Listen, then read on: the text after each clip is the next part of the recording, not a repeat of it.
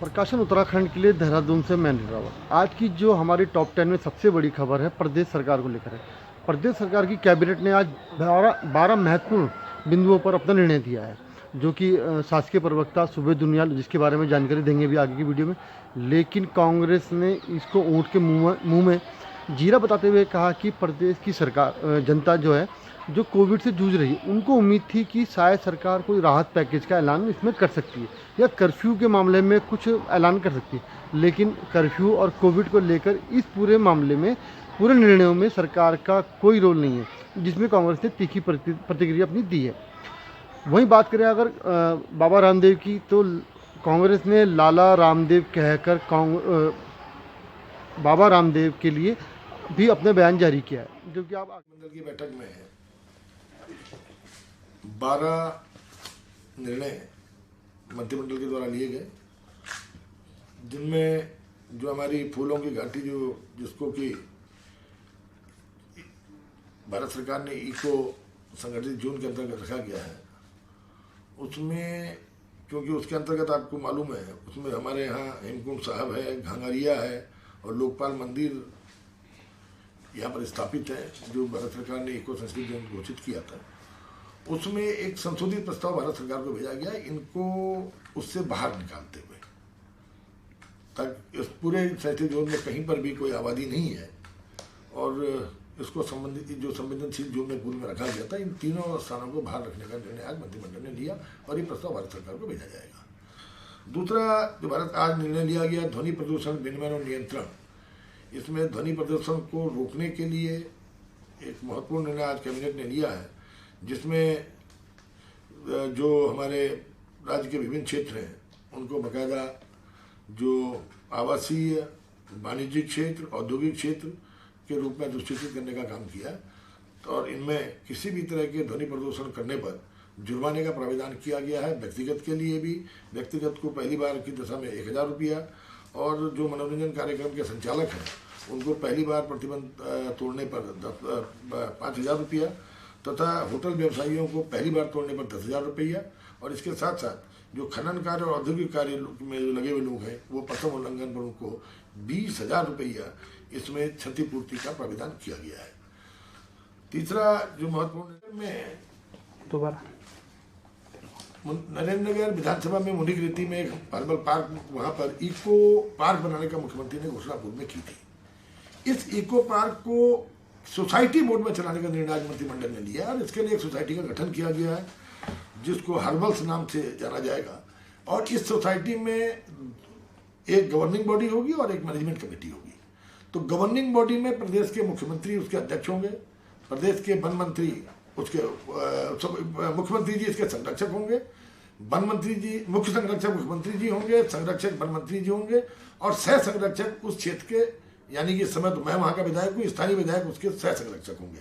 उसी तरह से उसमें अपर मुख्य गवर्निंग बॉडी के साथ साथ मैनेजमेंट कमेटी जो बनाई गई है, मैनेजमेंट कमेटी में राज्य के अपर मुख्य सचिव और हॉफ जो हेड ऑफ द फॉरेस्ट है ये इसके अध्यक्ष होंगे और साथ ही साथ प्रमुख वन संरक्षक इसमें उपाध्यक्ष के रूप में रहेंगे और इसके अतिरिक्त वन विभाग के संबंधित अधिकारी, मतलब क्योंकि वो नरेंद्रनगर में है तो DFO मुनिक रहती और स्थानीय जनप्रतिनिधि यानी कि नगर पालिका के अध्यक्ष इसके सदस्य के रूप में किए गए।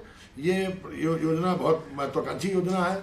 ये करीबन 60 करोड़ रुपए से एक अंतर्राष्ट्रीय इको पार्क यहाँ पर बनाया जा रहा है, जिस पार्क के माध्यम से, क्योंकि ऋषिकेश के अंदर एक पोटेंशियल है, लाखों इस पूरे क्षेत्र में लाखों यात्री प्रतिवर्ष आता है और ये इतना कॉस्ट इफेक्टिव है कि 5 साल में ये अपनी पूरी कीमत वसूल कर लेगा। इसीलिए इसको सोसाइटी बोर्ड में देने का निर्णय लिया ताकि इसको बेहतर, इसका मैनेजमेंट, प्रबंधन, इसकी मेंटेनेंस सोसाइटी बोर्ड में करने पर निर्णय जो आज सरकार ने लिया।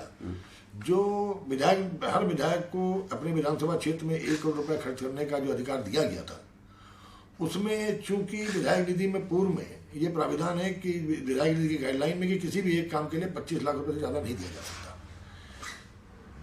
सरकार ने सुदूर क्षेत्रों के मेडिकल व्यवस्था को सुधारने के लिए, ताकि कोविड की लड़ाई को जीता जा सके, उस पर हर विधायक के लिए अपने विधानसभा क्षेत्र में 1 करोड़ रुपये खर्च करने को एक अनिवार्य रूप से इसको किया था, जिसमें अब ये प्राविधान किया गया कि वो 25 लाख की जो पूर्व में सीमा थी एक काम की, उसको समाप्त कर दिया गया इन 1 करोड़ रुपए के कोविड के केस के कार्यों में। और दूसरा, जो प्रोक्योरमेंट रूल में जो छूट स्वास्थ्य विभाग को दी गई थी इस कोविड की लड़ाई में दवाइयाँ और इक्विपमेंट खरीदने के लिए, वो इस विधायक निधि के 1 करोड़ पर भी लागू होगी। ये निर्णय माननीय मंत्रिमंडल के द्वारा लिया गया। इसके साथ साथ जो हमारा एक हर्बल इको पार्क बनना है मुनिक रेती क्षेत्र में जो प्रस्तावित है, उसके लिए एक सोसाइटी मोड में उसको चलाया जाएगा, इसका निर्णय लिया गया है, जिसको कि इको हर्बल हेतु हिमालयन पारिस्थितिकी सुधार जैव विविधता आवर्धन तथा आजीविका संवर्धन संस्था हर्बल्स का गठन को मंजूरी दी है मंत्रिमंडल ने, जिसमें 2 होंगे, जिसमें एक गवर्निंग बॉडी और एक मैनेजमेंट कमेटी होगी। गवर्निंग बॉडी में माननीय मुख्यमंत्री उसके मुख्य संरक्षक होंगे, राज्य के वन मंत्री उसके संरक्षक होंगे और उस क्षेत्र के विधायक उसके सह संरक्षक होंगे। मैनेजमेंट कमेटी में अपर मुख्य सचिव और एचओडी जो हॉफ हैं वो इसके अध्यक्ष होंगे और जो प्रमुख वन संरक्षक इसमें उपाध्यक्ष होंगे तथा वन विभाग के संबंधित अधिकारीगण और उस मुनिक रेती क्षेत्र के जैसे मतलब नगर पालिका के अध्यक्ष जनप्रतिनिधि जो है इसमें सामान्य सदस्य के रूप में शामिल किए गए हैं। इसके साथ साथ जो राजस्व परिषद में समीक्षा अधिकारी और सहायक समीक्षा अधिकारियों की अभी तक कोई नियमावली नहीं थी, आज मंत्रिमंडल ने इनकी सेवा नियमावली को प्रख्यापित करने का निर्णय लिया। रामनगर में एक पुरानी तहसील थी, उसकी एक खाली जमीन को नैनीताल विकास प्राधिकरण ने बहुमंजिली पार्किंग के लिए आवेदन किया था, तो मंत्रिमंडल ने निर्णय लेकर के उनको यह पार्किंग जमीन निःशुल्क देने का निर्णय लिया है। इसके साथ साथ एरिया और सर ये जमीन जो Swami Vivekananda health mission society Uttarakhand की है, वो उत्तरकाशी में भटवाड़ी तहसील में एक अस्पताल बनाने जा रही थी, जिसके जो कि 2.014 हेक्टेयर में उस अस्पताल को बनना है और जिस पर करीबन 12,68,750 रुपये की स्टाम्प ड्यूटी बनती थी। मंत्रिमंडल ने इस स्टाम्प ड्यूटी की छूट अस्पताल बनाने के लिए सोसाइटी को देने का निर्णय लिया। इसके साथ साथ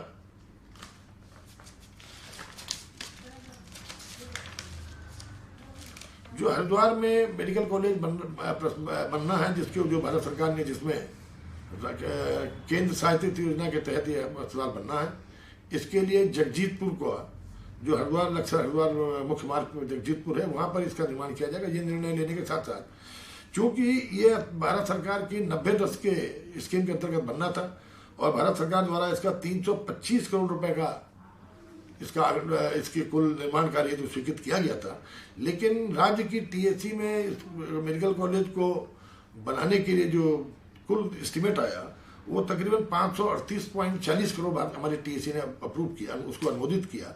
तो चूंकि भारत सरकार ने 325 करोड़ में ही सहमति दी थी, तो जो अवशेष 200 करीबन 13 करोड़ 40 लाख रुपया ये भारत राज्य सरकार में पड़ेगा, प्लस इसके अलावा जो 90-10 का 32.50 करोड़ ये भी राज्य सरकार को वहन करना पड़ेगा। भारत सरकार ने 2021 में केंद्रांश के रूप में इस योजना के लिए 75 करोड़ रुपए जारी भी किया जा चुका है, जो हमें प्राप्त हो चुका है। हरिद्वार राजकीय मेडिकल कॉलेज हमारे जो हरिद्वार पिथौरागढ़ और रुद्रपुर बनने जा रहे हैं, जो निर्माणाधीन है, इनमें हम लोगों के द्वारा एक संविदा पर प्राचार्यों को लगाया गया था, लेकिन इन प्राचार्यों को संविदा का होने के कारण इन पर न वित्तीय अधिकार दिए जा रहे थे, न इनके पास प्रशासनिक अधिकार थे।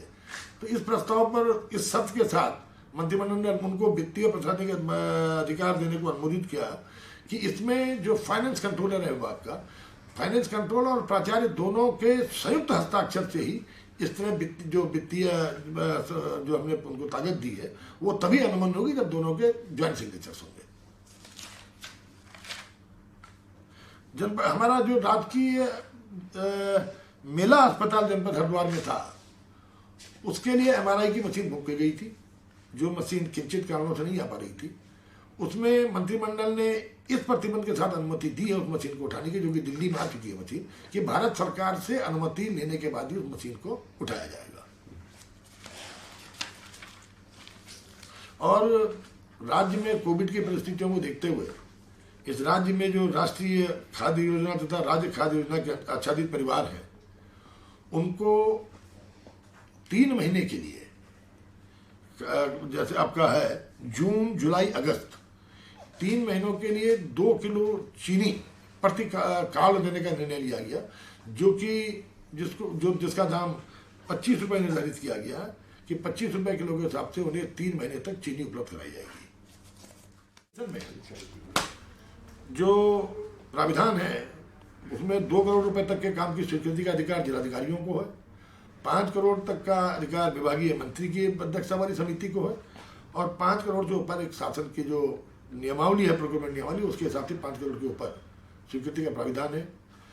इसमें जो जिलाधिकारी को 2 करोड़ की अनुमति थी, उसकी स्वीकृति तो मिल जाती थी, लेकिन टीएससी के लिए उसको शासन को भेजा जाता था। तो ये निर्णय लिया गया कि 2 करोड़ तक के कामों की टीएससी भी जनपद स्तर पर करा दी जाए, ताकि कामों को एक गति मिल सके और शीघ्र से शीघ्र कामों को। जब भी किसी प्रदेश में कैबिनेट बैठक आहूत होती है, और वो भी महामारी के समय, आपदा के समय, तो जनता की बहुत आस भरी निगाहें उस कैबिनेट बैठक के निर्णय की तरफ लगी रहती हैं। जनता टकटकी बात कर उसका इंतजार इसलिए कर रही होती है क्योंकि कोई राहत भरी खबर शायद उसके लिए सुनने को मिले, कोई ऐसा पैकेज जो जनहित में हो, कोई खाद्यान्न को लेकर 10 किलो चावल, 10 किलो आटा, तेल, दाल, इस तरह की कोई घोषणा गरीबों के लिए सरकार करेगी, ये लोगों को आस रहती है। आज जब संकट काल में लाखों लाख युवाओं ने अपना रोजगार खो दिया है, आजीविका का संकट उनके सामने है, 4 धाम यात्रा स्थगित हो चुकी है, टैक्सी मैक्सी चालकों के सामने आजीविका का सवाल है, कई ऐसे उद्योग हैं, पर्यटन विभाग है, परिवहन विभाग है, इसके लोग आज 2 जून की रोटी के लिए तरस रहे हैं। ऐसे में सरकार ने ये फैसला तो लिया कि कहाँ जुर्माना लगेगा, कितना लगेगा, कब लगेगा, लेकिन राहत पैकेज या राहत की कोई खबर इस कैबिनेट बैठक से नहीं मिली। तो एक तरह से वो कहावत चरितार्थ हो गई कि खोदा पहाड़ और निकली चुईया। जब नाश मनुज पर छाता है, पहले विवेक मर जाता है। ये पंक्तियां रामधारी सिंह दिनकर जी की आज के परिप्रेक्ष्य में लाला रामदेव पर बिल्कुल फिट बैठती हैं। कहते कहते अपनी बदजुबानी के लिए पिछले हफ्ते भर से 10 दिन से वो प्रदेश में और देश भर में चर्चा का विषय बने हुए हैं, लेकिन अब उन्होंने पराकाष्ठा कर दी है, इसलिए क्योंकि वो भगवा वेश में, एक संत के भेष में बहरूपिया निकले। वो तो समाज को बांटने वाले निकले। एक संत कभी समाज को बांटता नहीं, एक संत कभी सांप्रदायिकता नहीं बढ़ाता, लेकिन अपने विरोधियों पर निशाना साधते साधते जैसे कुछ धर्म विशेष के लोगों पर वो कटाक्ष कर बैठे, ये इससे निंदनीय कृत्य और कुछ नहीं हो सकता है। भड़काऊ बयान के तहत, महामारी एक्ट के तहत उनके ऊपर कार्रवाई होनी चाहिए। लगातार सारे देशवासी इस बात का आह्वान कर रहे हैं कि लाला रामदेव के ऊपर एक्शन लिया जाए, लेकिन हमारे सत्तासीन, चाहे वो प्रदेश में बैठे हों चाहे केंद्र में बैठे हों, ऐसा लग रहा है कि अपने कानों में तेल डालकर, रुई ठूसकर कुंभकर्ण की नींद में सोए हुए हैं। यहाँ कोर ग्रुप की बैठक होती है, उसमें भी ये निर्णय नहीं हो पाता कि भाजपा का आखिर अधिकृत बयान रामदेव को लेकर है क्या। भाजपा आज तक भी समझ में नहीं आया कि डॉक्टर्स के साथ है या रामदेव के साथ है। भाजपा के किसी भी नेता, किसी भी मंत्री संतरी ने आज तक कोई भी रामदेव की निंदा करते हुए अपना बयान जारी नहीं किया है, जो कि लोकतंत्र के लिए, संविधान के लिए एक दुर्भाग्य ही कहा जा सकता है। कांग्रेस ने भाजपा पर आरोप लगाया कि भाजपा के विधायक आपदा में भी अवसर तलाश रहे हैं। कांग्रेस के प्रदेश उपाध्यक्ष सूर्यकांत धस्माना ने भाजपा के उपाध्यक्ष पर का उदाहरण देते हुए कहा कि जो उन्होंने खराब ऑक्सीमीटर खरीदे और ऐसी ही तमाम चीज़ें जनता को उपलब्ध हुई, जिससे कि उनको फ़ायदा होने के बजाय और ज़्यादा नुकसान हुआ। इस पर सूर्यकांत धस्माना ने अपना बयान जारी किया है। देखिए क्या कहते हैं। पूर्ण स्थिति है कि राज्य की सरकार ने इस कोविड काल में 1-1 करोड़ रुपया जो विधायक निधि में दिया है, कोविड के तमाम इंतजामात के लिए विधायकों को अपने अपने क्षेत्रों में, उसमें देखने को आ रहा है कि भारतीय जनता पार्टी के कई विधायक तो आपदा में अवसर ढूंढने लगे हैं। और इस 1 करोड़ रुपए का जो इस्तेमाल है, जिस प्रकार से दुरुपयोग के मामले सामने आ रहे हैं, अभी अल्मोड़ा में माननीय उपाध्यक्ष विधानसभा के, उनके द्वारा जो ऑक्सीमीटर खरीदे गए वो नकली ऑक्सीमीटर खरीद लिए गए, खराब ऑक्सीमीटर खरीद लिए गए। अब आप राज्य की जनता को ऑक्सीमीटर, थर्मामीटर, दवाएं अगर वो भी नकली दोगे तो किस प्रकार से राज्य की जनता के साथ न्याय करोगे? आपको बड़ी आशाओं के साथ, विश्वास के साथ 57 विधायक देकर के राज्य की सत्ता सौंपी थी। कोविड में आप जनता को ऑक्सीजन नहीं दे पाए, अस्पताल में आईसीयू नहीं दे पाए, वेंटिलेटर नहीं दे पाए, रेमडेसिविर इंजेक्शन नहीं दे पाए, ब्लैक फंगस के लिए आज भी मरीज भटक रहा है। और ऊपर से जो 1-1 करोड़ रुपए आपको दिया गया कि कोविड में आप मदद करिए लोगों की, तो आप नकली दवाएं, नकली ऑक्सीमीटर, नकली थर्मामीटर इस प्रकार से अगर आचरण करेंगे तो जनता का विश्वास नेताओं से उड़ जाएगा। अगर अपराध की दुनिया की तो एसटीएफ ने मार्च माह में एक बड़ी कार्रवाई की स्मैक को लेकर, जिसमें हरिद्वार से कुछ लोगों से करीब 577 ग्राम स्मैक बरामद हुई। पूछताछ में युवकों ने बताया कि फतेहपुर बरेली के निवासी रिजवान के द्वारा उनसे ये स्मैक खरीदी गई। पुलिस ने अपना जाल बिछाया, पूरी कार्रवाई की और फतेहपुर में एक छापेमारी की गई, जिसमें रिजवान जो है वो फरार होने में सफल रहा, लेकिन उसकी पत्नी तबस्सुम को पुलिस ने गिरफ्तार किया, जिसके पास से करीब 180 ग्राम स्मैक और लाखों रुपए की नकदी बरामद हुई है। पुलिस एसटीएफ ने जो है कल बरेली फतेहगंज थाने में जो है रिजवान एक बहुत बड़ा ड्रग डीलर है, काफ़ी दिनों से इसका नाम सामने आ रहा था। इसकी पत्नी तबस्सुम है, इसके यहाँ जो है रेड करके 112 ग्राम हेरोइन और 2 लाख कैश की बरामदगी की है। और इसमें जो है थाना फतेहगंज में एफआईआर दर्ज कराई गई, तबस्सुम को गिरफ्तार किया गया है। और जो है इसमें रिजवान फरार है। ये बड़े लेवल का ड्रग डीलर है, जिसका नाम कई बार जो है उत्तर प्रदेश और उत्तराखंड में भी सामने आया है। इसमें जो है विभिन्न थानों में उत्तराखंड और उत्तर प्रदेश में दर्जनों मुकदमे जो है इसके खिलाफ पेंडिंग चल रहे हैं और फरार चल रहा है ये। तो इसमें जो है इनके बैंक अकाउंट भी खंगाले गए हैं। तो इसमें लगभग जो है 30 लाख के करीब पिछले कुछ साल भर में जो है इसमें ट्रांजैक्शन हुआ है इसकी पत्नी रिजवान इसके खिलाफ। तो ये एक अच्छा बड़ा गैंग है, जिसमें उत्तराखंड एसटीएफ ने जो है कल उत्तर प्रदेश में जाकर हमारी जो टीम गई, इंस्पेक्टर गुसाई और उनके साथ जो टीम गई, उन्होंने वहाँ जाकर जो है ये रेड करी है और एक अच्छी बड़ी कार्रवाई को अंजाम दिया है। परसों ही जो है वो एनसीबी के साथ जो है नारकोटिक्स कंट्रोल ब्यूरो के साथ उत्तराखंड एसटीएफ पुलिस की जो है वो बैठक हुई। उसमें हमने कुछ मुद्दे उठाए कि हमारे द्वारा जो है वो जो कोऑर्डिनेट्स उनको दिए गए, तो हमको तकनीकी मदद जो है एनसीबी की चाहिए, जिसमें हमको सैटेलाइट इमेजेस और एग्जैक्ट लोकेशंस मिल पाए, ताकि हम जो है वहाँ पर अपना रेड करें। जैसे कि हमने अभी टेहरी में जो है वो किया था, थचोड़ में, जिसमें हमने जो है 40 जो लोग हैं उनके खिलाफ जो ये अफीम की खेती कर रहे थे उनके खिलाफ मामला दर्ज किया था। इसी तरीके से अगर लगातार ये अफीम की खेती करने वाले जो पहाड़ी इलाके में रहते हैं उनकी अगर लोकेशंस और डिटेल मिले, तो उत्तराखंड पुलिस और जो है फॉरेस्ट विभाग, एसएसबी, तमाम एक जॉइंट एक्शन से जो है हम इस पर कंट्रोल ला सकते हैं। इसके मरीज आज भी ब्लैक फंगस और कोरोना जैसी महामारी के बीच दवाइयों और इंजेक्शन के लिए भटक रहे हैं। कुछ मरीज और उनके परिजन सीएमओ कार्यालय में जाते हैं, वहाँ दवाइयों की मांग करते हैं, इंजेक्शन की मांग करते हैं, लेकिन उनके द्वारा उनको कहा जाता है कि ये स्वास्थ्य महानिदेशालय के द्वारा जारी होना है। एक महिला ने जब कांग्रेस के प्रदेश उपाध्यक्ष सूर्यकांत धस्माना को इस बाबत कॉल किया, तो उन्होंने अधिकारी से वार्ता करने की कोशिश की और कहा कि अभी तक करीब 15,000 इंजेक्शन जो कि प्रदेश को आने थे वो अभी तक क्यों नहीं आए। प्रदेश की जनता इंजेक्शन के लिए, दवाइयों के लिए क्यों भटक रही है। जिसके बाद जो अधिकारी है उन्होंने उनको आश्वासन दिया कि आज शाम तक या रात तक कुछ दवाइयों का खेप हमें मिलने वाली है और हम कल सुबह तक वितरित करेंगे। मंत्री व प्रदेश के शिक्षा मंत्री अरविंद पांडे ने आज रुद्रपुर में जिलाधिकारी व जिला चिकित्सा अधिकारी के साथ बैठक ली। बैठक में उन्होंने कहा कि जो चिकित्सालय मरीजों से तय रेट के मुताबिक पैसा नहीं ले रहे हैं या ज़रूरत से ज़्यादा पैसा वसूल रहे हैं, उन पर तत्काल कार्रवाई की जाए और बड़ी से बड़ी कार्रवाई की जाए।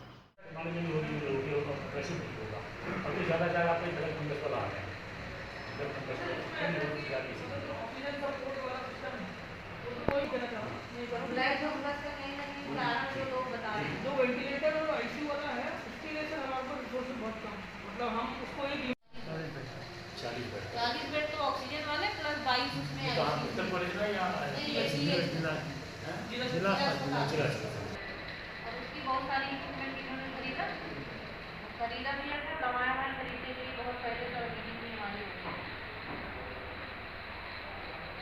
खंड के पिथौरागढ़ निवासी आईटीबीपी में कमांडेंट के पद पर तैनात रतन सिंह की 3 सदस्यीय टीम ने दुनिया की सबसे जो तीसरे नंबर की ऊंची चोटी है लौहस्पे को फतेह किया, वहाँ तिरंगा फहराया। और आज उत्तराखंड लौटने पर विधानसभा अध्यक्ष प्रेमचंद अग्रवाल ने उनका स्वागत किया और उनकी टीम को बधाई दी।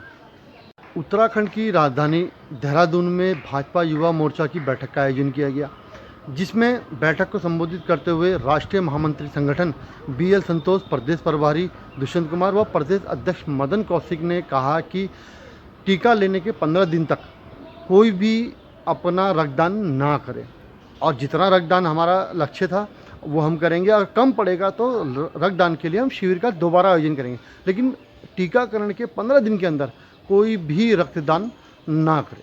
अगर मौसम की तो उत्तराखंड में मौसम एक बार फिर करवट बदलने को तैयार है।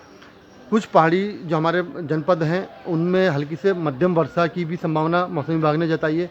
वहीं 31 और 1 को कहा है कि प्रदेश के अन्य जनपदों जैसे देहरादून, हरिद्वार, उधमसिंह नगर वहाँ भी हल्की से मध्यम वर्षा हो सकती है। तो मौसम विभाग द्वारा जारी जो वीडियो है उसको आप देखें कि मौसम वैज्ञानिक क्या कहते हैं। नमस्कार, मैं मौसम केंद्र देहरादून से बोल रहा हूँ। आज 28 मई को उत्तराखंड के पर्वतीय क्षेत्रों में विशेषकर कुमाऊं रीजन में कहीं कहीं बहुत हल्की से हल्की वर्षा की संभावना है। उसके बाद 29 और 30 मई को उत्तराखंड के पर्वतीय क्षेत्रों में कुछ स्थानों पे हल्की से मध्यम वर्षा और गर्जन चमक के साथ वर्षा की संभावना है, जबकि उत्तराखंड के मैदानी क्षेत्रों में मौसम शुष्क रहेगा।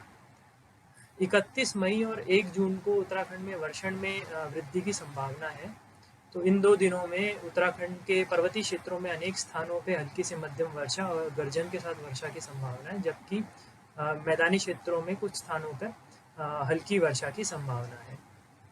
31 मई और 1 जून को उत्तराखंड के पर्वतीय क्षेत्रों में इक्का दुक्का स्थानों पर तीव्र बौछार पड़ने की भी संभावना है, जबकि जो उत्तराखंड के मैदानी क्षेत्र है वहाँ पर तेज सतही हवाएं चल सकती हैं, जिनकी गति 30 से 40 किलोमीटर प्रति घंटा तक हो सकती है। तापमान की बात करें तो उत्तराखंड में जो अधिकतम तापमान है पिछले 3-4 दिनों में बढ़ गए हैं और सामान्य के आसपास आ चुके हैं।